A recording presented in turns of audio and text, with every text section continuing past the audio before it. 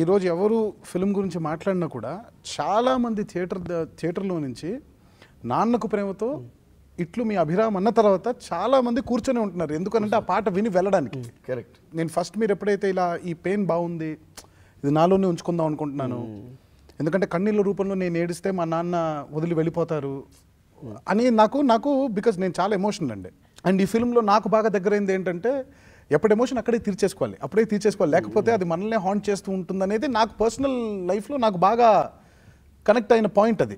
But last ఇది ఎక్కడో నాకెందుకో బికాజ్ నేను ఎప్పుడు అలా బహుశా అలాంటి సిచ్యువేషన్ నేను చూడలేదనో ఏంటో తెలియదు, కానీ నేను ఎప్పుడు కనెక్ట్ అవ్వలేకపోయాను దానికి. సరే ఓకే, డైరెక్టర్ గారు ప్రాబ్లమ్ ఆయన డెఫినెట్గా ఆలోచించుంటారు, ఆయనకి జరుగుంటుంది ఆయనకి రియల్ లైఫ్లో. బట్ ఎప్పుడైతే నిజంగా నాన్నగారికి ఇలా అయ్యి, ఎప్పుడైతే నాకు మీరు ఫోన్ చేసి ఎప్పుడైతే నువ్వు చెప్పావు నాకు ఇదంతా, అప్పుడు నాకు అనిపించింది బాబోయ్ అసలు ఇదేంటి, ఈ కోఇన్సిడెన్స్ ఏంటి, సేమ్ నేను ఏదైతే మాట్లాడుతున్నానో అదే దేవి ఫీల్ అవ్వడం ఏంటి అని. అప్పుడు నాకు నమ్మకం కలిగింది, ఓహో సో ఇలా ఫీల్ అవుతారనమాట. కరెక్ట్. బహుశా రేపు పొద్దున నేను ఎలా రియాక్ట్ అవుతానేమో, బహుశా ఇలాగే రియాక్ట్ అవుతానేమో.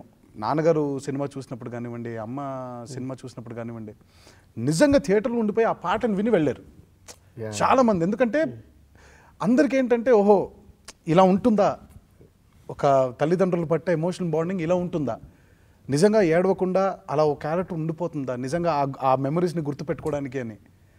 మనం చాలాసార్లు అమ్మల గురించి పాటలు విన్నాం, కానీ నాన్నల గురించి రాసిన పాట నాకు తెలిసి ఇదే బహుశా very few songs. And hats off to you Devi for that idea. నేను మీ సినిమాలో క్యారెక్టర్ కావాలి, నా కోసం మీరు వేరే క్యారెక్టర్ క్రియేట్ చేద్దాం. నిజంగా కూడా తారక్ ఒక్క లుక్ ఇచ్చిన నేను వెంటనే ఆ షాట్కి వెళ్ళిపోయింది. కరెక్ట్. జస్ట్ ఇలా చూసిన